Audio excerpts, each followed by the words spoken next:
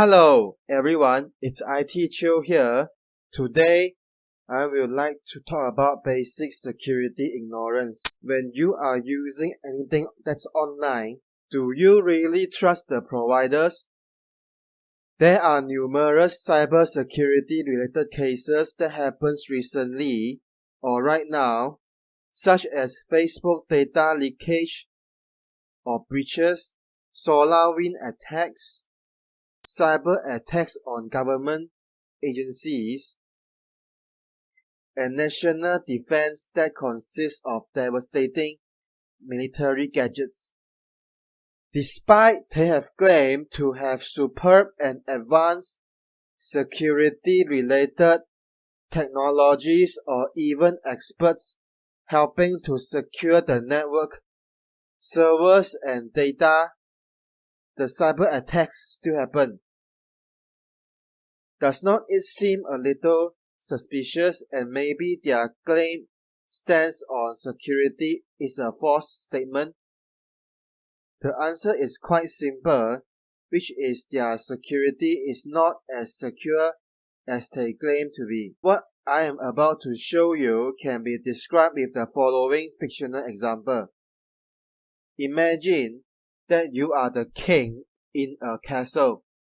You order superb engineers to build defense structures that are either advanced or something you can think of. By right, it should be alright. However, as an outsider, you realize something strange. Why is there a big hole on the walls? Or why is there no one at the checking point of the entrance? This example describes that companies, governments, or military agencies throughout the world tend to go for more advanced cybersecurity measures but ignoring the basic cybersecurity measures. Everything is linked together. People may thought that nothing will happen if the parties I described ignore basic cybersecurity measures. However, to some extent, this is why we see the cases of military missiles firing towards themselves, human trafficking, kidnapping, raping, military gadgets firing towards the wrong targets, illegal organ harvesting, slavery, and other applicable bad cases keep on rising.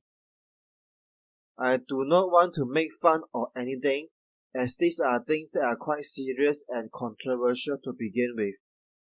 I was obviously not a military personnel, but the cases I will be showing later comes from real-life examples that sources from either government or companies. I want you to let go of all the propagandas that your government or even companies deliver to you. Else, you can't take whatever I want to deliver to you. Rest assured, there's no political stance. I will be describing things based on neutrality and moderation. To some extent, I am also worried about that I can't get any jobs that I desire in future. If you do not understand PKI or CA and DNS, recommend to also know DNS, cache, positioning attack. At a layman's level, I will be showing the videos that can explain them at layman's level. However, for people who do not understand English, it might not work for them. There are three pictures. First picture shows the DNSSEC or domain name server security was not as secure as they claim to be. Second picture shows the misconfiguration that sources from DNSSEC not properly secured and configured. I was not an expert from DNS or DNSSEC. However, there are bad things that could happen. Let us assume we go to this website. Right now, it does not show anything, but there is possibility that viruses or malwares could be injected into the client's machine. Those malwares or even viruses can either get the client's information emails, usernames, passwords, API credentials effortlessly, or held the client's data ransomware. Or the worst scenario is attacker will make the client's machine a zombie so that they can send lots of traffic or requests to any servers or networks they want to target, botnet and DDoS, to bring them down. Due to my limited understanding, the attack can either be redirect the client to a false website or server that is visible by eyes or invisible by eyes.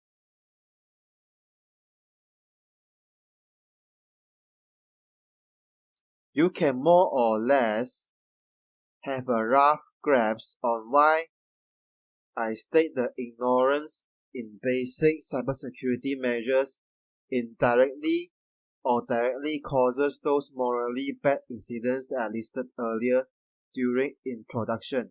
The third picture shows the absence of PKI or CA as the website is insecure. This has the same effect like the DNS misconfigured or DNS not properly secured. In addition, this has one more attack that attacker could do.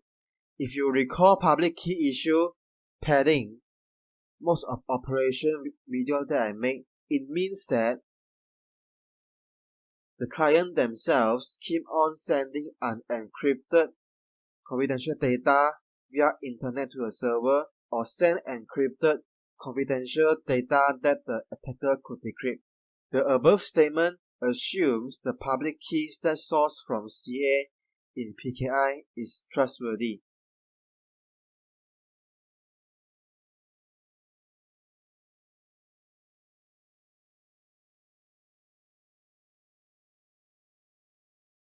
It is uncertain whether China Unicom also have DNS and DNSSEC issues or they do not have.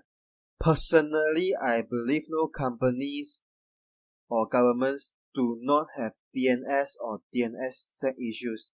The same PKI or CA, DNS and DNSSEC issues can also happen on China Unicom.